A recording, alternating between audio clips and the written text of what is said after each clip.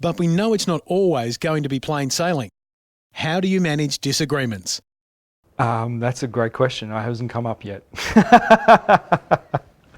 I'll let you know when we get there. Our board generally doesn't have disagreement. What we have is robust discussion where people can ask questions, have perceptions clarified, and be heard. And generally speaking, once that occurs, then there is a group consensus and it's fine. Everybody is heard.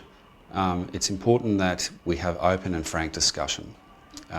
Generally, we don't have that sort of confrontation. I can't recall anything of note.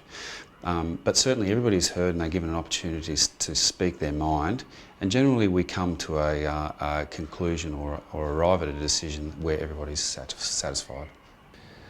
Well, I would have to say to that I've been very lucky that it hasn't happened. All my board members have been extremely supportive, but you know, in the rare case that could happen, I would certainly seek advice first of all from you know, the executive director or my director of school development around that, and have a conversation with my board chair to see what ways we could go about doing that. But you know, I think that it wouldn't be punitive at all. It would be very much a collaborative, you know, this is not working well, you're not attending meetings, or the input we're getting is not supporting us.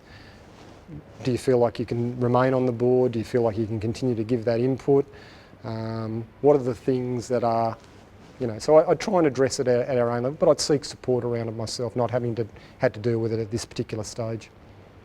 We don't have too many disagreements, fortunately, but the important thing is that everyone gets to say how they feel or what their opinion is about each topic, and usually anything that we don't agree on is soon resolved by coming to an understanding of what the issue is. There used to be a saying that I'd rather the shouting person than the silent person that walks away. So first of all, venting isn't a bad thing. That's fine. That's the way we should be talking to each other and understanding each other rather than letting things fester or get out of hand in some negative way. So the first thing is, will I accept that? Yes. However, we can't allow people to also hijack meetings. Everybody's entitled to their say, but once their say is done, then other people are entitled to respond to that. So you do need a measured but fair leadership in your PNF, that it doesn't get hijacked on one end, but also that people are allowed to do that process and have that say. Once that say is done, there is other people's views in the room. It's not a problem we face. If it were to happen, we'd probably just suggest that the issue being raised is not of a PNF matter, and we'd advise them on which would be the best avenue to pursue that. My approach to those matters have been thanking the person for bringing the matter to the PNF. If it's able to be resolved there and then, and quietly and appropriately, we would do so.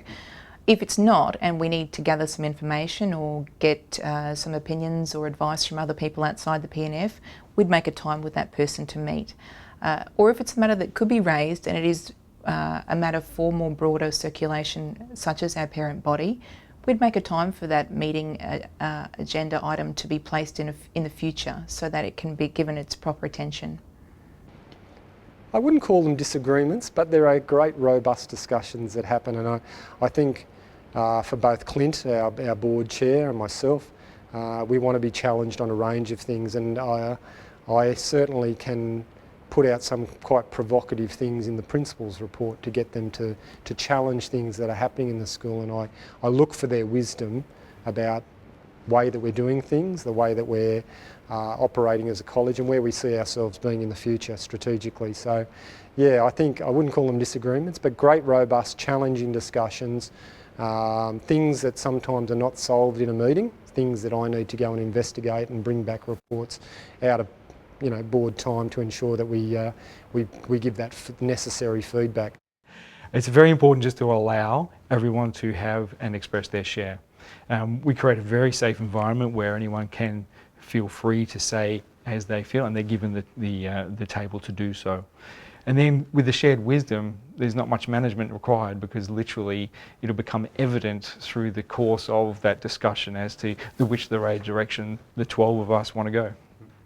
We don't really have any disagreements between the school leadership and members of the board.